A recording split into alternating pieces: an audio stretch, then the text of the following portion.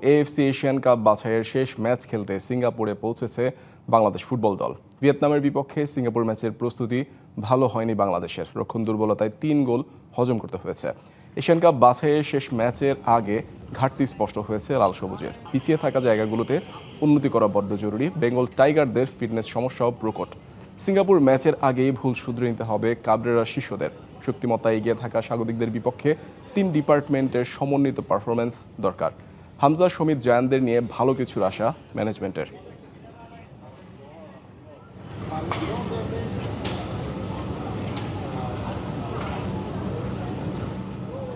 9টার ফ্লাইটে আমরা এখানে এসে সিঙ্গাপুর টাইমে আমরা পৌঁছেছি প্রায় 3:30টার দিকে।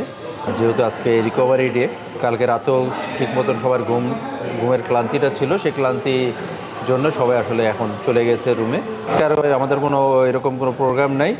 আমরা আগামীকালকের জন্য সবাই এখন তৈরি হচ্ছে। নগদ নিয়ে এলো হার না মানা হার অফার। সর্বনিম্ন 10,000 টাকা রেমিটেন্স নগদে পাঠালে থাকছে স্বর্ণের হার জেতার সুযোগ।